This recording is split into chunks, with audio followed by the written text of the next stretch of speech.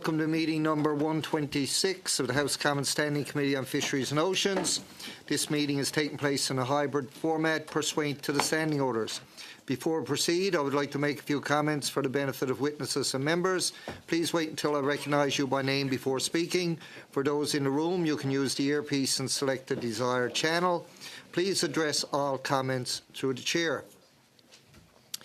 Northern Cod, pursuant to Standing Order 108-2 and the motion adopted on Monday, September 16th, the committee is resuming its study of the impact of the reopening of the cod fishery on Newfoundland and Labrador and Quebec. Welcome to our witnesses on our panel today. We have in the room Mr. Glenn Best, owner, operator and fish harvester. And on Zoom we have Ms. Sherry Lynn Rowe, research scientist, Fisheries and Marine Institute at Memorial University. And of course we have Mr. Todd Russell, President of Nunatukavut Community Council. Thank you for taking the time to appear. You will each have 5 minutes or less for your opening statement. Mr. Best, you have the floor. Good morning. Thank you, Mr. Chairman and committee members, for allowing me the opportunity to present before the committee. I'm an owner, operator, harvester, and I believe the only one that has appeared before this committee thus far. Our operation is a family operation and contributes to the rural economy of FOPO Island and surrounding areas. Over the years, we have invested millions into adapting and growing our business as the industry changed. Today, we have 70 employees that are on the water. The moratorium on Northern Cod was issued on July 2nd, 1992. I was a young harvester at that time, just barely 22 years old. My father, brother, and myself had invested every dollar we had and borrowed heavily from the bank to build a 55-foot long liner that cost $700,000 at the time. That vessel was built with the expectation, that we'd be fishing groundfish, mainly cod. History shows us that ecosystems are susceptible to environmental conditions, food supply, predator-prey relationships, and the list goes on. Humans have very little control over most of those variables, but the one thing we can control is the amount of fish we catch, who catches it, and the method we use to catch it. To some extent, maybe we can exert some control over the politics of the fishery. Most times, the fish are on the losing end of the political side of the debate, I believe. Some may think that the reopening of the Northern Cod is a time to celebrate and to be proud of the hard work and sacrifices that have been made over the last 32 years. A lot of harvesters have gone through their career in that time, and many more like myself are nearing the end of their career. Since 1992, we have lost generations of harvesters and knowledge. Communities have declined and withered, and some have disappeared altogether. Kids like mine did not have the opportunity to experience the nearshore cod fishery firsthand, as we had transitioned to fishing offshore for days at a time. The opportunity disappeared with the moratorium. I really realized that cod could not and cannot sustain rural communities across Newfoundland and Labrador as it was expected to do in the past. Fishing operations require large capital investment and incur significant expenses associated with the running of day-to-day operations. Crew expect and deserve to make a good, meaningful living. Should we celebrate the reestablishment of the commercial cod fishery? Of course. We can have comfort that the stock is on a path to recovery. However, I have to ask the question, have we learned any lessons from 32 years of moratorium? Well, to be quite blunt, I don't think we have. This fishery has been reopened with an 18,000 metric ton quota. This quota is minuscule in terms of the TAC at the time of commercial closure, approximately 225,000 tons. I could stand to be corrected on that. Although our quota pales in comparison to historical values, the minister made the decision to establish this fishery as a commercial harvest. This eliminated the management scheme under a stewardship fishery. In doing so, the minister has opened the doors to a variety of pressures on a stock that science says is still not rebuilt. With the end of the moratorium, Canada is now obligated to give NAFTA 5% of the TAC, which they can fish in 3L, I've been told. Foreign fleets cannot fish in Canadian waters. With the current shortage in observer coverage, monitoring of foreign vessels will be challenging. How can DFO be sure that foreign vessels will not take advantage of the lack of observer coverage? Past enforcement does not give me great confidence in the ability of DFO to ensure adherence to TACs. The department has given access to domestic offshore trawler fleets as well as to new entrants that will likely be fished by bottom trawling. Fair access is paramount in a public resource, but it must not be at the risk of the resource itself. The northern cod is still at the very early stages of growth. Trawling of areas of pre-spawning and spawning biomass has the potential to disrupt fish behavior and impede recovery. Additionally, bottom trawling is a non-selective technology that can have the potential for large amounts of bycatch, not to mention the disruption of the benthic habitat. Environmentally speaking, trawling is a carbon-intensive fishery. This is not management under the framework of precautionary approach. In conclusion, after 3 decades, we seem to be on a path to repeat the mistakes of the past. Politics still heavily influences the management of northern cod. The people of Newfoundland have historically felt that cod of Newfoundland and Labrador have historically felt that cod was used as a political pawn to be bartered for other interests of Canada. Most recently, when the Prime Minister reneged on a commitment to allocate the first 115,000 metric tons to inshore and Indigenous harvesters. Bringing back this stock to commercial status at this time was hasty when it could have continued as a stewardship fishery until such time that the cod stocks could withstand higher harvest levels. And I'll quote a friend about the cod, I think it's quite fitting. The lowly cod asks so little but gives so much. And maybe we should keep that in mind when we consider how we manage the stock. Thank you very much. Thank you, Mr. Best. We'll now go to Ms. Rowe for 5 minutes or less, please. Thank you, Mr. Chair, members of the committee. Thank you for your invitation to participate in the study. I'm appearing today as an individual, but for context, I've been a faculty member in the Center for Fisheries Ecosystems Research at the Marine Institute of Montreal University since 2011, having worked previously as a research scientist with Fisheries and Oceans Canada. I've been studying cod in one capacity or another for more than 2 decades now, and it's been the focus of my university research program where I've been looking at abundance, behavior, and life history to better understand and predict recovery dynamics in a changing ecosystem. Today, I'd like to share my perspective on the announcement in June by Minister of Fisheries and Oceans and the Canadian Coast Guard to end the Northern Cod Moratorium and reestablish a commercial fishery, which in 2024 would include a 46% increase in allowable catch to about 19,000 tons, as well as expanding access. Based on my experience, this would appear to be a risky strategy that potentially stands to jeopardize current status of this iconic stock. The reasoning for this is as follows. First, although the stock has shown improvements and is now deemed to be in the cautious zone since 2016, it's not by any definition fully rebuilt or recovered and remains well below historical norms. To put it in perspective, in 1968, more than 800,000 tons of northern cod was landed. That's more than double the 2024 spawning stock biomass mass estimate of about 342,000 tons. Second, stock growth has also largely stalled since 2016, with short-term prospects appearing limited. Even in the absence of fishing, in 2027, the probability of stock decline from 2023 levels is 62%, with the probability of being in the critical zone at 42%. Increased levels of fishing stand to increase risk to the stock, leaving little to no scope for growth. Third, in addition to increased total allowable catch, the 2024 management plan provided an allocation for domestic and foreign offshore fleets. Northern cod is a migratory species that disperses throughout inshore regions in pursuit of capelin, their preferred prey, in summer, and becomes highly aggregated in offshore regions in winter as they prepare to spawn. Some of the highest catch rates ever achieved in this fishery were accomplished by offshore draggers fishing on these dense overwintering and spawning aggregations. Some of my early research on cod described complex reproductive behavior, with fishing on spawning aggregations demonstrated to disrupt shoals, potentially leading to reduced spawning success. To safeguard cod during the spawning season, the 2024 plan reportedly includes a fishing closure spanning the 15th of April to the 30th of June. But because of uncertainties regarding where and when cod spawn, it's really unclear whether or not this offers adequate protection. Moving forward, what I'd like to see is priority research to address some key science gaps, including around the timing and location of spawning. I'd be especially keen to see updated data for the region off Labrador. We know that cod have returned here in recent years, and this area may be especially important to stock production. I'd also call for further evaluation of the Northern Cod assessment model, including the accuracy of the catch bounds that are being used.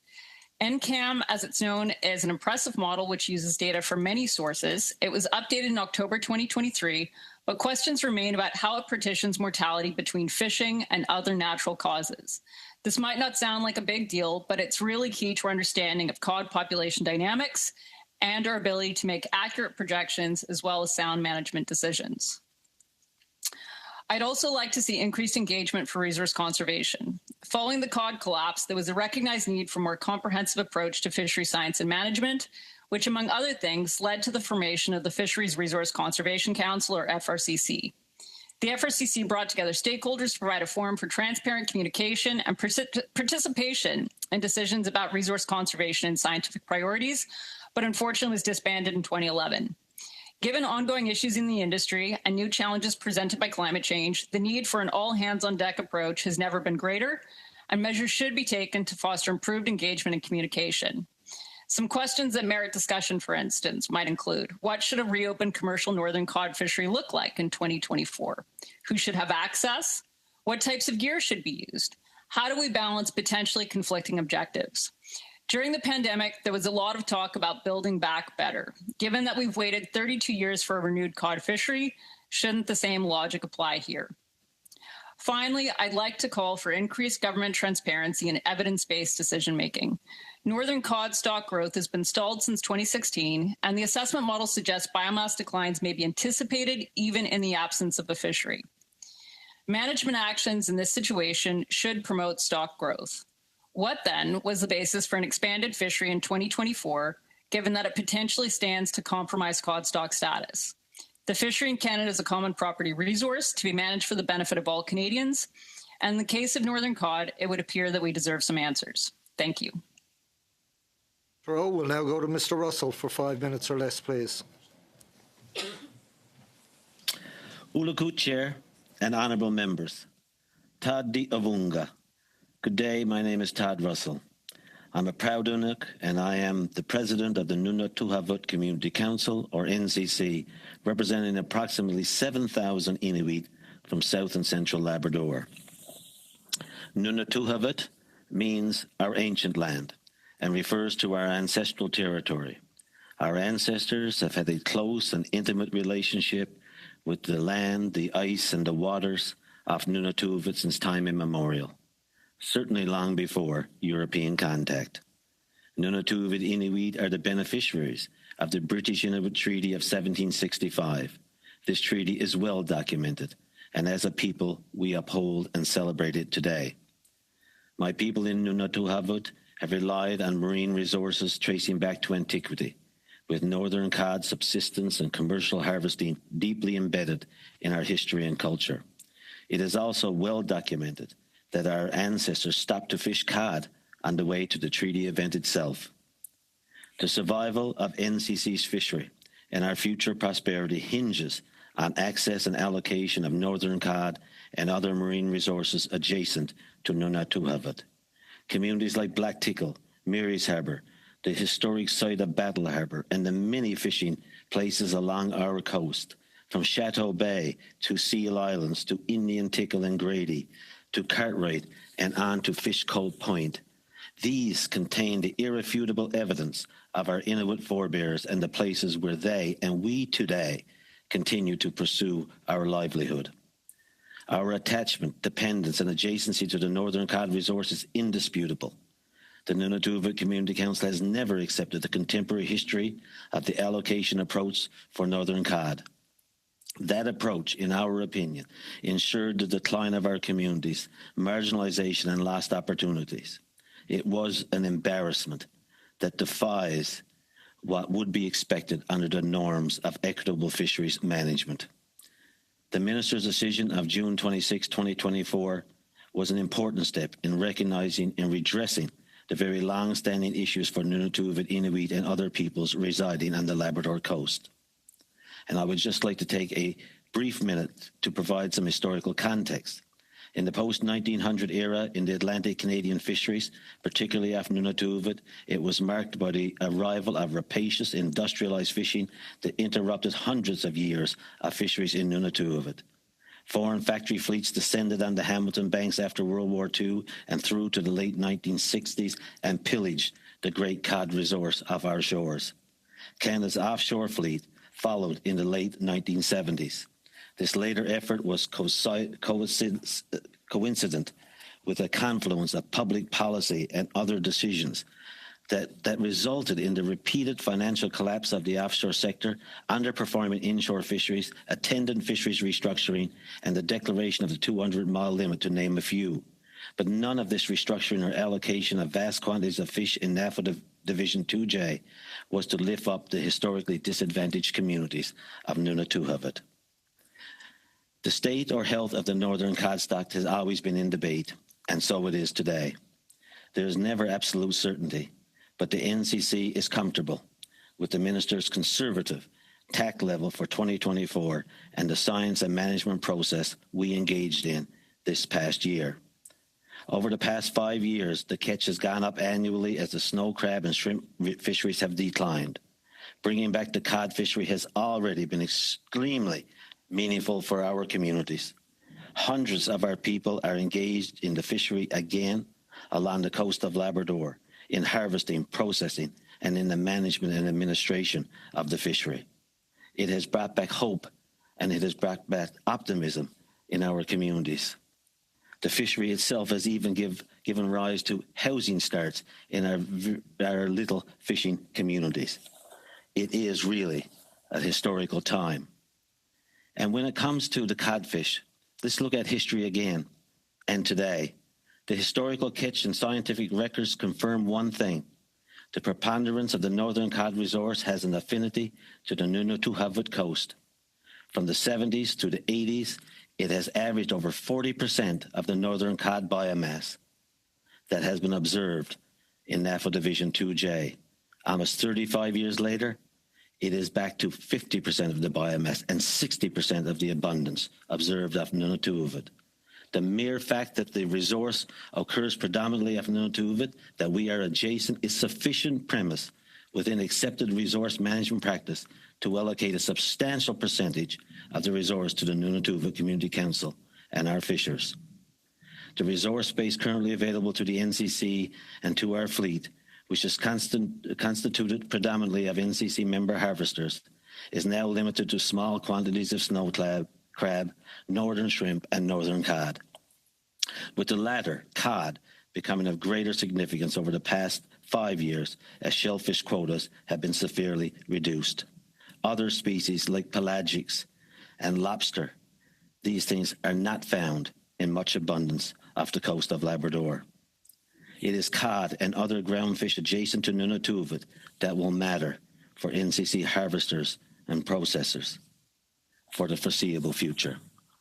The NCC does not take away the rightful access of other interests to northern cod, but as can be appreciated from this retrospective, we are unwilling to concede our position on adjacency and for priority access and allocations of this resource.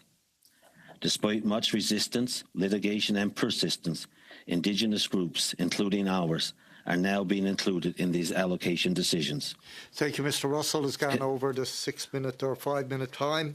We'll go to our rounds of questioning. Hopefully, anything you didn't have to say will come out in that round of questioning. We'll start off with Mr. Small for 6 minutes or less, please. Thank you, Mr. Chair, and I'd like to thank the witnesses for taking part today. My first question is to Mr. Bess, through the Chair. If the promise had not been made to the inshore fleet that they'd have full access to the first £115,000, if that promise had not been made to the FFAW, would we even be here today, do you think? I mean, that might be a bit of a complicated question, but to sum it up, I'd probably say no. So my next question to Mr. Bess, based on your experience on the water, how are you finding the catch rates of northern cod? And do you think there's been a significant recovery based on catch rates and your knowledge on the water? Well, yes, because I can speak. We do most of our fishing north. I'm from Fogo Island, so in the community of Fogo. So we fish most of our cod about 40 miles northeast of FOPO, and there's a lot of effort contained there from vessels from all up and down the coast fish there, from 2J to 3L, 3K. And we are seeing really good catch rates. We use a technology called Longline, which has been a mustad system, and we use hooks. So in that industry, hooks, you get 3/4 of a pound to 1 pound per hook is considered good fishing. Our last trip, we averaged 2 pounds per hook. In 2 days, we had 40,000 pounds of cod. So we're seeing really good catch rates. And now I can't speak for the 3L area, but I mean, and from what I hear from other harvesters, from Labrador right up to 3L, that the fish is distributed all on the coast, and there seems to be, yes, abundance of cod. That's from my personal observation. Thank you. My next question has to do with Mr. Adam Burns, Assistant Deputy Minister. His testimony several weeks ago, where he said that the minister had decided to reestablish the commercial fishery for northern cod, and with the increase in quota, because it would provide year-round employment in a northern cod fishery. How's that playing out? I don't see how it's going to provide year-round employment. I mean, the cod fish for the inshore starts in July, and the TAC was taken by basically the last of September, and it was a little bit more reopened for October. And now that we see that there's offshore interest groups that are going, that the department just made an announcement actually that open on November 3rd, and the fishery will be open to April 25th. So it gives them the opportunity to fish all through the winter. But now they haven't got enough quota, to fish all through the winter at this stage. So I don't see how it's going to provide year-round employment. My next question is to Ms. Rose. You've got a lot of experience in studying northern cod. With the absence of trawl surveys in 2020, 2021, and 2022, and the 2023 survey being on average about 3 weeks early, how accurate can the current stock assessment be?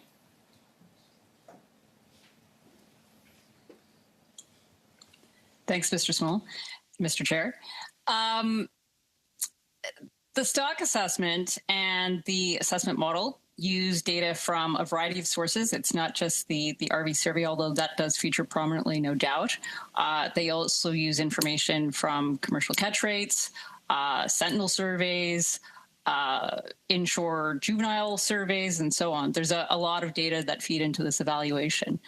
During the last few years, survey coverage hasn't been where anyone would like it to be, and of course, there's new vessels involved. That was part of the challenge. I guess it came down to a case of short-term pain for long-term gain, because with the change in vessel, efforts had to be taken to make sure that these vessels were fishing in a similar way, and we could continue on the time series. So that work's been undertaken and was looked at extensively as part of the last assessment. What I would say is that given some of the issues that you raise, there are some uncertainties around how that may have impacted the assessment. But generally speaking, I think we can have a high degree of confidence in the information that's there. Is it maybe a perfect estimate of stock status? No, but there's no reason to think that there are significant issues with it at the present time. Thank you. Mr. Byrne as well, in his testimony, indicated basically, he didn't spell it out, but he indicated that the decision to change the stewardship fishery to a commercial fishery was partially because we were going to have to give NAFO their reestablish their access. Are you aware of any undue pressure from NAFO to reestablish their access to northern cod? I have had no direct interaction with the NAFO process whatsoever, so I really can't comment. Thank you, Mr. Small. We'll now go to Mr. Morrissey for 6 minutes or less, please. Thank you, Chair.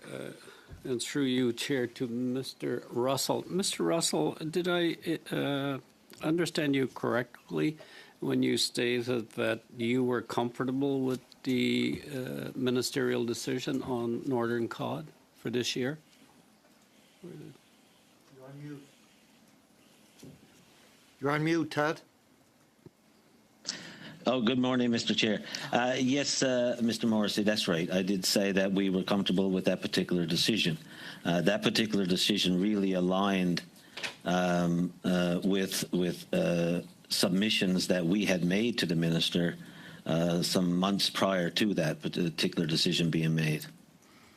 So are you aware a number of presenters before the committee has expressed concern and indicated they had questions about the minister's decision, so you do not support that particular narrative? Absolutely. We actually went to court within the last few weeks. The FFAW, for instance, went to the court to seek an injunction to basically stay the fishery as it currently exists, and also they have also applied for a judicial review of the minister's decision. And we opposed that particular application by the FFAW, and we were successful on that particular application. The court agreed that on the application for an injunction that there would be no irreparable harm to the resource or to the FFAW for this plan to go forward. In fact, the court said that there would be more harm done to groups like ours if the fishery did not proceed because of the attendant, I guess, benefits that would accrue from that particular fishery. Thank you, Mr. Russell. And Mr. Chair, to Mr. Russell again, could you briefly outline to the community the benefit the communities you represent or the individuals are benefiting from northern cod? Yeah, I think I gave it just a very brief, I guess, background. Our people live primarily on the coast. Fishing the marine environment or access to the marine environment is huge for our people, our culture, and our future. It has been in the past. And so we have been fighting for decades for fair and equitable access to the resources off our coast so that we could build our communities and certainly have good livelihoods and people can stay in their communities. And like most places, to have that sense of comfort and security, of course, always keeping in mind that the resource itself is what is paramount in terms of its health. Because if we don't have the resource, we don't have anything. Yep. And so we made representations to the government that basically, given the science, given the management practices, we indicated that a 20,000 ton TAC would be reasonable. We also put in, obviously, our position vis-a-vis how that should be allocated. So when it came in at about 18,000, certainly we felt that given what our fishers are seeing on the water, their experience with fishing the resource over the last number of years under the stewardship fishery and now under the commercial fishery, that this was a very, very sensible decision, but one that gave priority to our people and to our coast, and that was so important. We've had hundreds of people, sir, involved in the cod fishery this year. Household incomes have risen because of the cod fishery this year. Economic activity in our community has increased dramatically.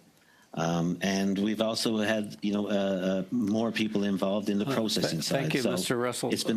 It's been very, very helpful and very, very necessary.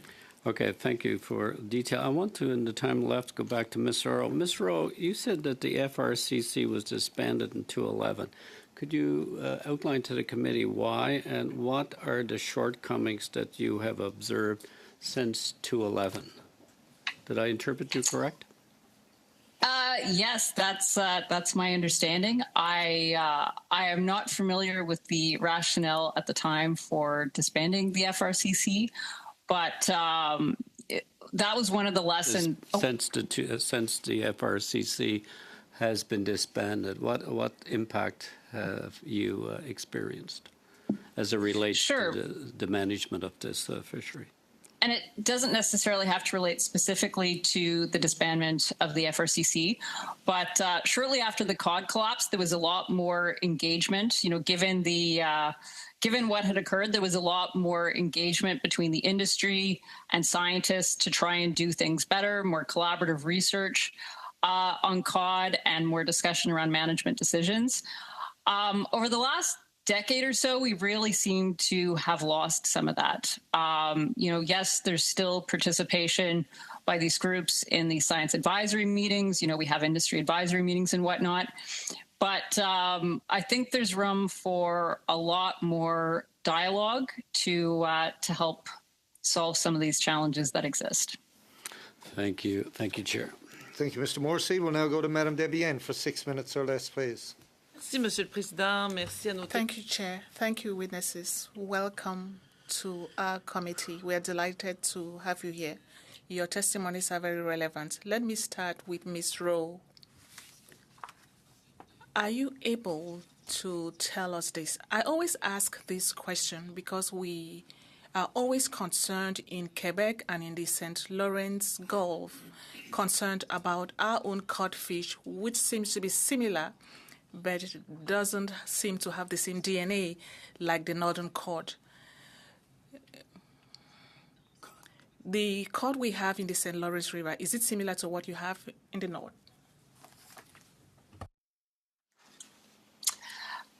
Broadly speaking, yes, it's the same species, so it would share many similar features of cod, like the way in which they reproduce, as an example. It is obviously recognized as a separate stock with, differing life history traits, like how fast they grow when they mature and so on. Similar, but somewhat different. And one thing, of course, there has been some mixing in the past. We know, for instance, that northern cod, for instance, from time to time, do in fact travel and intermingle to an extent with fish in the northern part of the Gulf. So separate, different, and with some interchange from time to time. Merci, ça nous éclaire parce que Thank you. That enlightens us because we do fish the two types of cod. My father used to harvest the two types, and he will tell us the difference between the two. But he would harvest the two types on the St. Lawrence River. That was a long time ago. Tell me, in your opinion, and I'm talking about DFO's transparency, in your opinion, reducing or adjusting the threshold to refer to a cautious zone versus critical zone, is this a transparent way of reflecting the reality? Are we using the data to promote the decisions we are taking and not the contrary? Thank you for your question. Thank you, Mr. Chair. The decision to move cod from the critical zone to the cautious zone was a result of an assessment or framework process held by DFO in October of 2023. It was a science advisory process, peer-reviewed. There was a lot of, discussion around the information that's there. And of course, the assessment model, it's a wonderful model that makes use of all kinds of data from different sources. There are still questions, however, that remain on the extent to which this model is really capturing cod population dynamics. I mentioned a little bit about how it partitions mortality between natural fishing, natural mortality, that's, cod dying from natural causes, disease, parasites, and so on, versus fishing mortality. And there's been some question about how well the model is tackling this key issue. And it's really important because while the survey can give us a good idea of how well cod are surviving from one year to the next, we have to estimate the relative impact of these two factors, fishing versus natural mortality, from the model using the data and some key assumptions around the data. And that right now involves some ideas about catch bounds, the extent to which the reported landings may in fact represent the true landings and how that's varied over time. And there are also some key assumptions in there about tagging information and I guess the likelihood of harvesters to report those details back to DFO.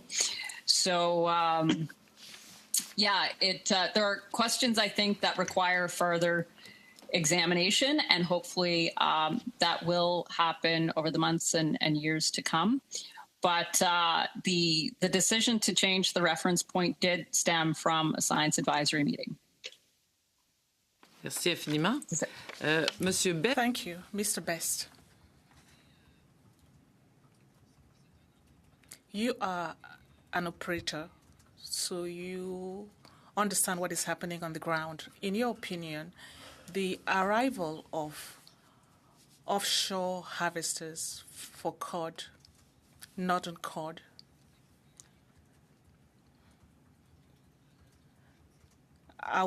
is this making us to return to the critical level for stocks?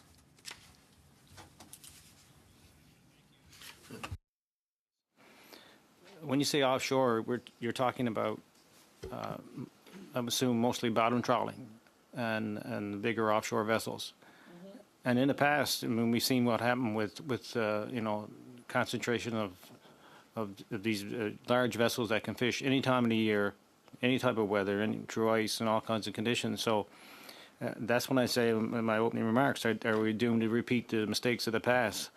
And I think it'll be, somewhere along the way, there's got to be room for offshore, I'm sure.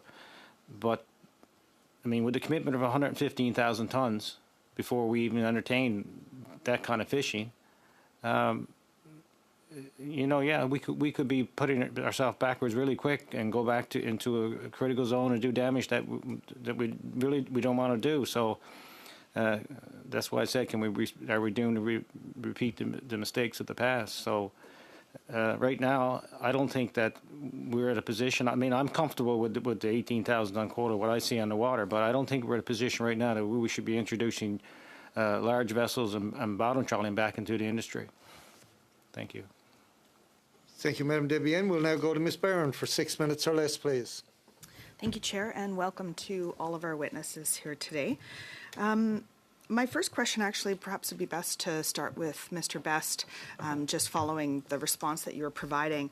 I recognize that this is a complex issue, and I don't wish to oversimplify, but I'm curious if you can state what the one main, if you could say one main learning that you feel is most important for us to take into account as we move forward in the study from the mistakes of the past. What would that one main thing be, or do you have one main thing? Well, there's a lot of comments I can make on that, but one of the things I can remember back when I was 22 when the moratorium was called, and one of the things I remember that fish harvesters on the water were telling people that the cod is in trouble. The cod is in trouble, and they said people, and this included the science and the managers and DFO, and they didn't listen. And all of a sudden, in '92, John Crosby makes that announcement down in Bay Bulls where everybody's going to, beat down the door in St. John's. Cod's in trouble. We lost the cod. So, sometimes the people on the water can say it best, and they know what's happening. Now we're saying that the cod is growing. We feel that the cod stock has come back. I mean, in 3K, we relied, and like all Newfoundland, we relied on shellfish. Shellfish is what paid the bills, is what grew businesses, what kept communities going, And we see that, like in 3K, shellfish is on a decline, and I think that's directly a predator-prey relationship. So the lesson we got to have is we got to remember where we came from with this northern cod, and we've got to be careful where we're going to, because if shellfish is in decline, and I firmly believe that we can't manage and design the ecosystem to what we want. I mean, the ecosystem is going to do what it's going to do, and sometimes we have not much control over that, and we have some control. So we better be careful how we manage this stock because this is what we'll maybe have to rely on in the future. Thank you, Mr. Best. Lots of really good information that you've just shared. Dr. Rowe, if I could bring the same question to you around what you think are the main learnings from the mistakes of the past, or main learning, please. In terms of lessons learned, I really think that one of the key things that we learned during the collapse was the need for greater dialogue and collaboration between science and the industry. We made some really good progress with that during the 1990s, but and while it hasn't disappeared by any stretch of the imagination, it does feel like it has maybe become reduced over the last decade or so, and I'd really like to see more discussion. You know, some of the questions that we've had right now, like in terms of cod stock status, is it rebuilt? Is there more work that needs to be done? Should we be doing what we're doing? Like, and that's where the FRCC was really quite so instrumental, because it created a forum for the different stakeholders to discuss these important issues and make recommendations on sensible paths forward. And at this point in time, I think we could really stand to see a lot more of that type of approach. Thank you very much. Dr. Rowe, you had mentioned briefly in your opening statement around the risks associated with fishing in winter spawning aggregations. I believe you mentioned that. Can you tell us a little bit more about the concern? You're not the first person that's brought this up, about having large offshore factory trawlers fishing specifically on winter spawning aggregations. Sure. Well, cod are extremely aggregated into dense shoals during the winter period. Some of this is related to pre-spawning, and some is actually spawning. While in the past, cod spawning behavior was often assumed to be this behaviorally vacuous process of just random mating within large groups, we now know that it actually involves a lot of complex behavior. There are aggressive interactions among males, which allow the most dominant ones to establish territories from which they court females using a combination of exaggerated fin displays and short grunting sounds. Basically, the thought is by fishing on these aggregations, you can disrupt these types of behaviors with potentially negative impacts for spawning success. And you know, on that basis, there's a lot of merit to trying to avoid fishing cod during the spawning season. The management plan, it sounds, does include some provision for a spawning closure, but unfortunately we have really inadequate information about precisely where and when cod spawn to know for sure whether or not that's going to be adequate. Thank you, Dr. Rowe. I only have about 30 seconds left, but I was wondering, Mr. Best, if you could share a little bit more around your thoughts. You mentioned around fishing cod, that there needs to be fair access to public resources. And I'm wondering if you can share a little bit more around your thoughts around the importance of that public resource being used to the benefit of local communities. Yes, thank you. You know, fair access is paramount. It is a public resource and is managed as such. And I'm all for fair access, but fair access and the management of the resort has to be based. I mean, there's a lot of variables: adjacency, historical attachment, viability of current enterprises, and I think that's the key factors. Like, you know, to manage resource and access is always going to be a political hotbed. You know, there's always groups looking for fish, but I think we have to, you know, look at the whole picture and say, like, what road do we go down to give out access to different groups? Thank you, Ms. Barron. We'll now go to Mr. Arnold for 5 minutes or less, please. Thank you, Mr. Chair, and thank you to all three witnesses for appearing today. I'd like to start out with Mr. Best, if I could. You're from the FOPO Island area, I believe, and the committee was fortunate enough to travel up there a number of years ago studying the North Atlantic cod situation, and I recall hearing from the FOPO Island Co-op about how they had changed their method of harvest and so on, so that they were providing a higher quality retail or wholesale product and getting much more value per pound of impact on the fishery through that process. Can you possibly provide a little bit of testimony on the value through the long line process provided versus the value of fish caught through any other processes? Yes, thank you.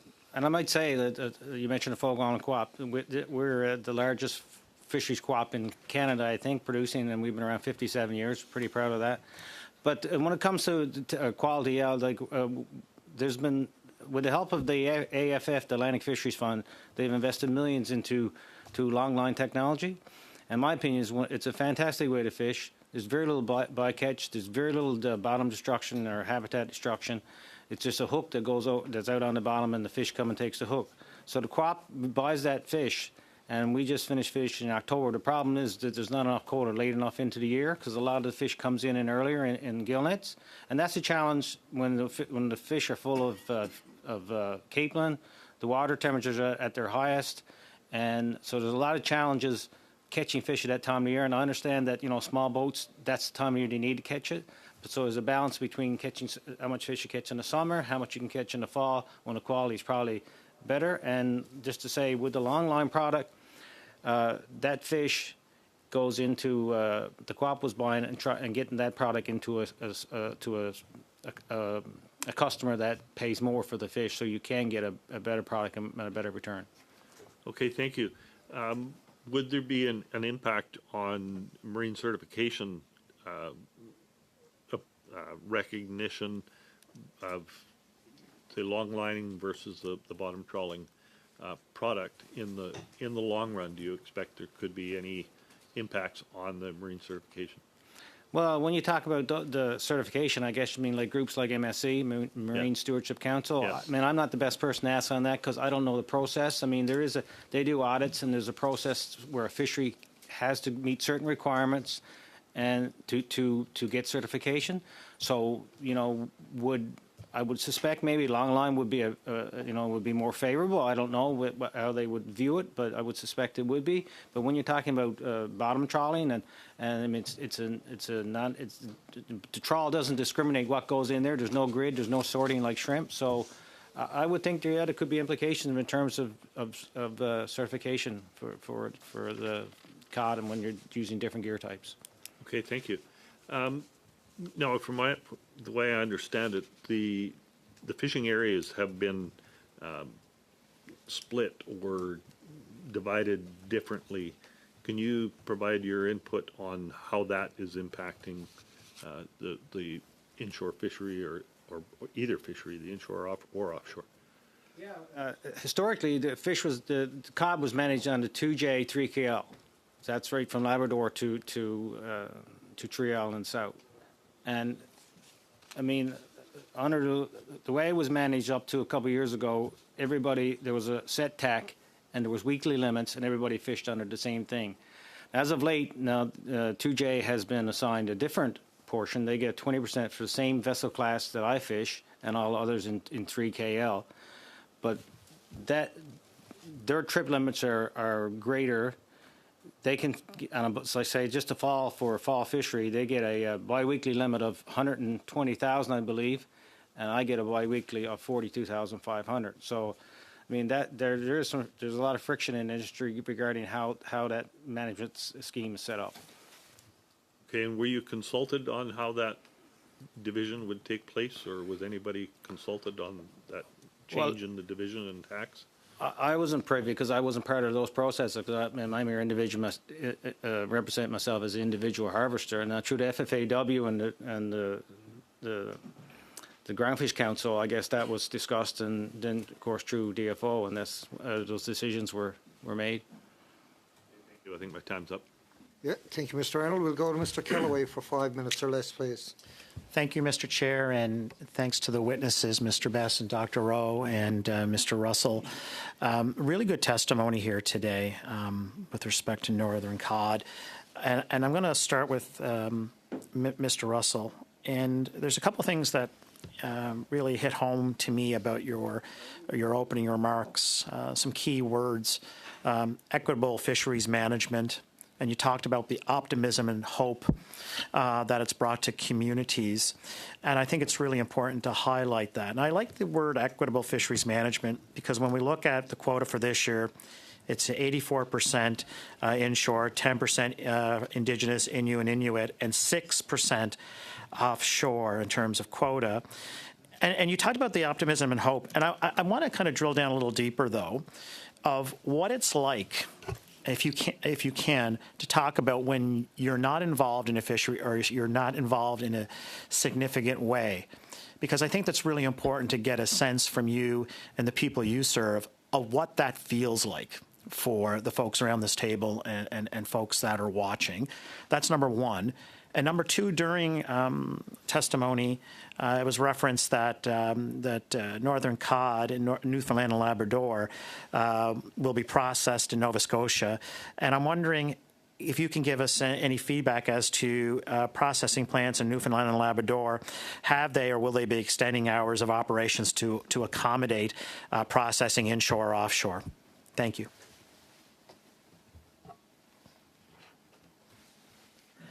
Thank you, sir, for your question.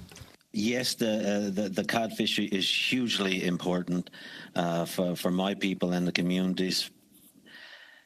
When the moratorium came on, in 1992, like many communities in this province, and maybe even more so in Labrador, there was a huge shock.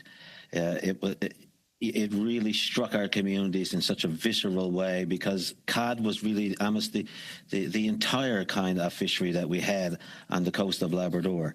We had for some time then been involved in a small crab fishery that was being built and prosecuted on the coast of Labrador, and there were signs of things happening with the inshore shrimp. So, when the cod moratorium came on, it was almost like total devastation, because our people really had no other fisheries to turn to. And I mentioned that in my remarks. So the cod has always, for our people, formed almost just a crucial, foundational relationship that our people have with cod, both from a sustenance cultural perspective and of course from a commercial perspective. And so when the stewardship fishery was introduced back, a few years ago, and our people participated, the energy started to come back into our communities, because of course we started to experience as well declines, as I said, in those shellfish resources. So the cod was rising up while those other resources were lessening. And of course, many people talk about the relationship between groundfish and shellfish, and whether the increase in groundfish will have an impact on shellfish and their production. So it was huge. And like I said, the communities, we have more people now involved in the fishery from a harvesting perspective. It's almost the first time that we can recall in our history that our people have been prioritized for the adjacent resources that are next to our coast. We don't know. We've searched the records, and we can't come up with an allocation that has appreciated our adjacency, our dependency, and what it means to Indigenous peoples to be involved in commercial fisheries. We can see what happens when Indigenous peoples continue to get marginalized. We've seen this in throughout the Maritimes, for instance, in other fisheries. So this decision was hugely, hugely important. And what I'm hearing, sir, around this decision is not so much a decision around the resource itself and whether the 18,000 TAC is really about the impact that it's going to have on the sustainability of the resource. Really, what most of the discussion is around management. It's around allocations and who gets what. And you will note that even with the FFAWs, own interventions and the positions that they have taken, when the FFAW took a position around northern cod, they wanted much more than the 18,000. They wanted a bigger allocation, as high as 30, 40,000 tons. Almost double to what the minister has just brought in June. So the equitable part is, of course, that the people closest to the resource, dependent on the resource, who have historically not benefited from their own resources, of course they should be prioritized and have an equitable share to that resource. And it's hard to express in words just how meaningful this has been for our older fishers who have got back in fishing cod, but to our young people who are in many ways engaged now in a new fishery. And when it comes to processing, sir, I can tell you that all of the inshore quota in 2J was landed in 2J, and it was processed in 2J. I can tell you also that the indigenous quotas will all be harvested as well. Thank you, sir. Mr. Russell, we're Appreciate it. gone past time a little bit. Before I go to Madam Debian, I want to say we're going to end off at Ms. Barron. So, Madam Debian, for 2.5 minutes or less, please.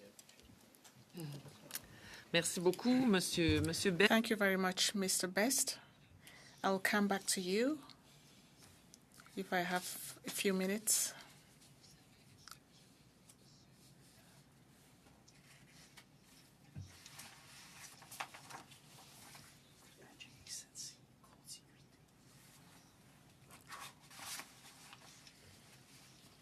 I'm sorry, Mr. Edwards.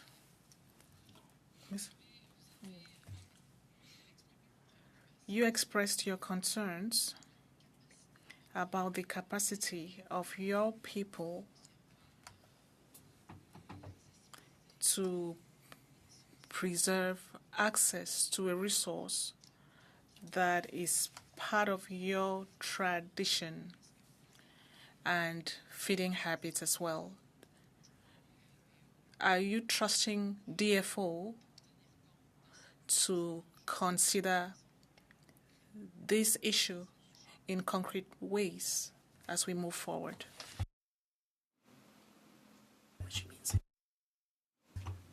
I think she meant Mr. Russell. Thank you. It's an interesting word, trust.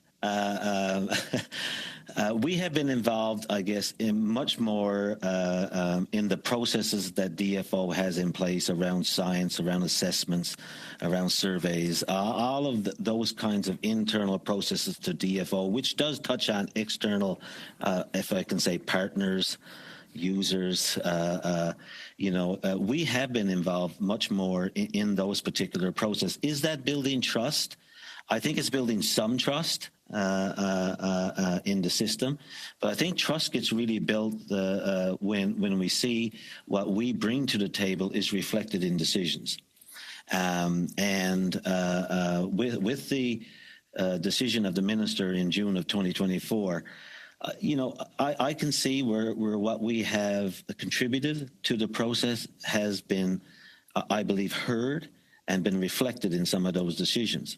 And yes, do I share some of the concerns as well that others have raised? Yes, but at the same time, I think there is trust being built and developed as we go through these very, very intricate and important processes. Merci. Thank you, Madam Debian. Your 2.5 minutes are up. There's not a lot of time, but it was used wisely. We'll now go to Ms. Barron for 2.5 minutes or less, please, to finish off.